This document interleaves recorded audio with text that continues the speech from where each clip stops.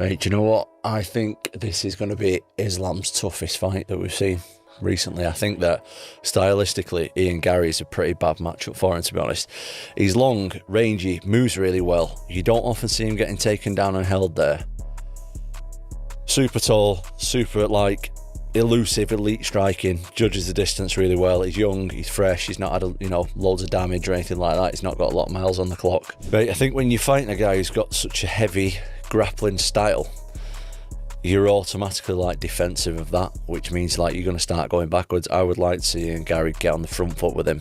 Not always on the front foot, but intermittently going on the front foot with him, pushing him backwards sometimes, landing some heavy strikes, keeping it long and stuff like that, rather than expecting the takedown and the tie-up constantly, which, mate, easier said than done. And I don't know, I mean, in terms of Ian's ability to draw, if we changed Ian's opponent for next weekend, I think you have just as many people excited, you do just the same numbers. If you remove Ian and you put Islam in and you put a different opponent, I don't think it's true. I don't think Islam is the bigger draw in this fight. Yeah. The thing for me about this Ian Garry fight is the one, as I mentioned, yes, John Jones has the one up a weight class defense, against Stipe Miocic, but dude, that cannot even be considered remotely on par. Ian Garry is a legit guy, #1 contender, young, very defensively stout, really good footwork, really good fundamentals. If Islam beats a guy like that, honestly, dude, he might be. As UFC 330 nears, UFC heavyweight champion Tom Aspinall, Chael Sonnen, and Luke Thomas have delivered explosive takes on Ian Garry versus Islam Makhachev. While Gary's elite style and star power are turning heads, Luke Thomas believes Islam has what it takes to completely dominate him. UFC heavyweight champion Tom Aspinall drops bombshell calls this one of Islam Makhachev's toughest fights, praising Ian Garry's elite range, movement, distance control, and elusive striking. But he warns that once Islam gets hold of you, his incredible physical strength and world-class grappling can become suffocating. Aspinall sees a dangerous stylistic war between Gary's movement and Islam's brutal control. Right, do you know what? I think this is going to be Islam's toughest fight that we've seen recently. I think that stylistically, Ian Garry is a pretty bad matchup for him, to be honest. He's long, rangy, moves really well. You don't often see him getting taken down and held there. Super tall, super elusive, elite striking, judges the distance really well. He's young, he's fresh, he's not had loads of damage or anything like that. He's not got a lot of miles on the clock. But then we're talking about Islam Makhachev, mate. In my opinion, pound for pound #1, or in the argument at the minute for that. Once he gets hold of you, you're done. He's got that left head kick. People are saying, there's reports across the board, that he's the strongest person that people have ever fought. Apparently he's so physically strong, which is something that you can't see on TV. Tom Aspinall highlights a fascinating clash of styles. Gary's tall, elusive movement versus Islam's relentless forward pressure. He says Garry constantly creates angles and maintains range, while Islam efficiently walks opponents down and uses his striking to set up devastating grappling. For Aspinall, it's a battle of movement against pressure, and that stylistic collision could decide the fight. Is the way that Ian Garry moves his feet, how well he does it. So he stands up pretty tall, but he's always he never goes backwards straight. He's always moving side to side. And once he's got his opponents going backwards, he keeps that range really well. But I think what he does well, especially when you're fighting someone who's grapple heavy, is he very rarely takes 2 or 3 steps backwards. He's always going back and then he's going off and moving. But then we've got Islam, who's a southpaw, who's coming forward, and he just I'm not going to say he's a plodder because that makes him sound like he's bad, but he's efficient with his footwork. He's not wasting any energy. He's just walking his opponent down and coming with the straight shots. Doesn't do a lot. A lot of his striking is to set up his grappling, but he's got that head kick from the back, from the left side that he does. And obviously his setups, his 1-2s are good. So this is a really interesting battle of styles for me in terms of footwork, foot placement. Obviously you've got the southpaw, you've got the orthodox, you've got the tall guy who moves a lot against the short guy who tries to smother the other guy. So very, very interesting in my opinion in terms of styles on the feet. However, Tom Aspinall delivers his final verdict, Islam Makhachev by decision, believing Islam has more ways to control the fight than Garry has to land the decisive shot. He admits Garry can absolutely pull off the upset, but says he cannot see anyone in the welterweight division beating Islam right now. For Aspinall, Islam's control and elite all-around game make him the clear favorite. What are we thinking? I know you're swaying on this one. Islam Makhachev, decision. Reasons why? I just think that he's got more chance of him controlling the fight than Ian landing something. That being said, I think it's completely possible that Ian can win. And I'm not 100% confident in my prediction either.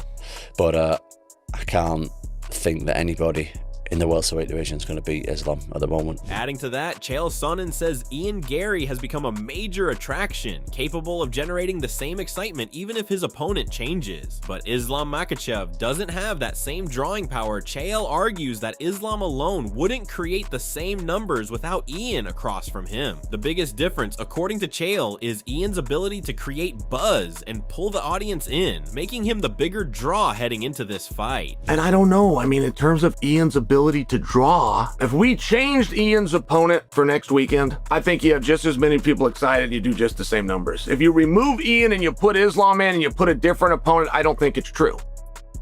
I don't think Islam is the bigger draw in this fight. I don't think that. And that will be quantifiable and provable by the cheer when they walk out, by the cheer at the press conference, and by the reaction of the audience with the face-off. That is a quantifiable number. And I'm just predicting for you, I don't know that Ian wants to be loved. Former UFC champion Luke Thomas says Ian Garry is a legitimate #1 contender with elite defensive skills, sharp footwork, and strong fundamentals. But that makes the matchup even more dangerous for Islam. Garry is not someone opponents simply run through. If Islam can dominate a fighter this technically sound, it would be an absolutely massive statement at 170 pounds. Thomas makes it clear, beating Ian Garry could become one of the biggest wins of Islam Makhachev's entire career. The thing for me about this Ian Garry fight is the one, as I mentioned, yes, John Jones has the one up a weight class defense, against Stipe Miocic, but dude, that cannot even be considered remotely on par. Ian Garry is a legit guy, #1 contender, young, very defensively stout, really good footwork, really good fundamentals. Like, if Islam beats a guy like that, honestly, dude, he might be. An analyst argues that Islam Makhachev is quietly building a historic resume, with his wins over Volkanovski and Oliveira strengthening his case among the all-time greats. He compares Islam's accomplishments with legends like Anderson Silva, John Jones, and GSP, while noting that defending a second UFC title at 170 would be something even those champions didn't accomplish. Thomas acknowledges John Jones's incredible resume, but believes Islam's ability to dominate across styles and move up in weight makes his rise impossible to ignore. And if Islam beats Ian Garry, Thomas believes the argument gets seriously dangerous for the rest of the GOAT conversation. It happens when you go and dominate the way he did against Della Maddalena, and you win the title, and let's say that he goes in there and beats Ian Garry. I think that you have to, man. There's, like you mentioned, there's only 4 people, there's only 4 champions who've defended a title in 2 different weight classes. You mentioned John Jones. There's DC, there's Cejudo, and there's Amanda Nunes, right? And I think all of those would have, pretty good credentials in this conversation. But I think if you look at Anderson Silva to me is because this is the big circle of, he's at 16. If he beats Ian Garry, Makhachev will then be at 17. The magnitude of what Anderson Silva's fights, they were there was such a big escalation to everything that was happening. In that sense, I don't feel like Islam comes close, right? It's like his fights they've been very good. But if you look at who he's beat, and especially imagine if Anderson Silva had fought GSP or had fought John Jones at one of those junctures when it really mattered. This is a guy who fought Volkanovski, and came up, and so basically he beat the 145 champion. And I know that you could say what you want about that, but Volkanovski was on top of the world, the best pound for pound going, and that's one of those situations you're he beats that guy. I know he's bigger than him, but he beats him again. goes up a weight class.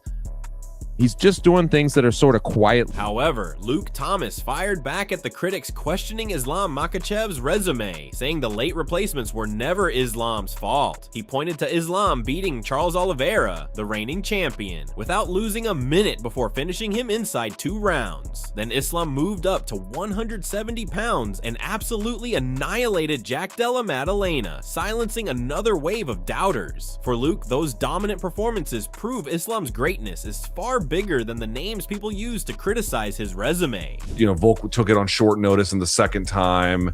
Poirier gave him a tough fight, although obviously, you know, Islam beat him. But then, you know, Moicano fills in on last minute notice. And then he goes and he beats Jack Della Maddalena. Like, the funny part about Islam's resume is people are like, okay, but then he fought these guys. And yeah, it may have not been Islam's fault that it got changed up, but what does it mean? But then my retort to that would be like, okay, so for example, he beats Bobby Green after beating Dan Hooker, after beating Thiago Moises. What does that mean? And then he fought Charles Oliveira, who was champion at the time, and he like didn't lose a minute of that fight. Yeah. You know what I mean? Won it the entire way and then finished him inside of 2 rounds. You know, just incredibly. Like, that's the kind of thing. And then, you know, some of the fights don't go the way we want in terms of name value or whatever.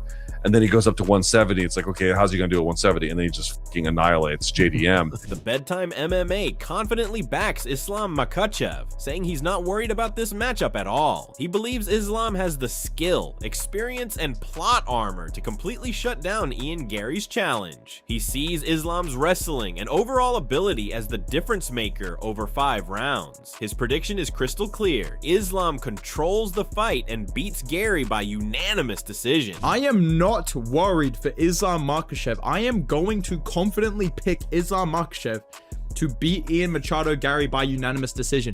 This may be the first time in the channel's history I drop a video where I say I'm not worried about a main event, but I just truly believe in the plot armor and the abilities of Islam Makhachev. However, the analyst admits there are real reasons to worry about Islam, but he still refuses to doubt the champion. He warns that Ian Garry's elite striking, fight IQ, movement, and range could create serious problems for Islam. Garry has the reach and technical ability to fight smart, stay at distance, and frustrate Islam for long stretches. But despite all those threats, the analyst still believes Islam has the tools and composure to overcome the challenge. And I totally understand that. I could definitely see people being worried about his striking technique, right? And his fight IQ and his ability to kind of circle at range, and no problems from Ian Garry in terms of being a terrorist of the sport, just spamming little leg kicks and moving. He has no problem doing that. He will do whatever it takes to win. I don't say that to insult him. I say it to show how high IQ he is, because some guys would see this Islam Makhachev challenge and they'll go straight to him, which I think gets a lot of guys in trouble. But I know Ian Garry is going to play it smart, right? He's got great striking technique, great reach advantage in this matchup, great fight IQ, showed really good takedown defense against Bilal Muhammad. Furthermore, Ian Garry has the physical advantages to make this a nightmare for Islam height, reach, and a true welterweight frame. His inside calf kicks could damage Islam's lead leg and potentially weaken his movement and takedown explosiveness. And that head kick is a serious danger. One clean connection could completely flip the fight and leave Islam unconscious. The analyst admits Garry can absolutely create problems, but Islam's elite wrestling remains the ultimate test. And listen, there's physical advantages from Ian Garry that he has over Islam Makhachev. He has the reach, he has the height, he has the true welterweight frame to give Islam Makhachev a lot of issues that we haven't even really seen before. And I think there will be moments where Ian Garry gives Islam Makhachev trouble. I think his leg kicks, I think the southpaw specific weapons, obviously Islam being a southpaw, Ian Garry being orthodox, I think I'd be worried for Islam Makhachev about the inside calf kick, which I do think will be a very effective weapon against him, and potentially take away some of the bite on his takedowns, some of the snap on his takedowns, and his movement in general.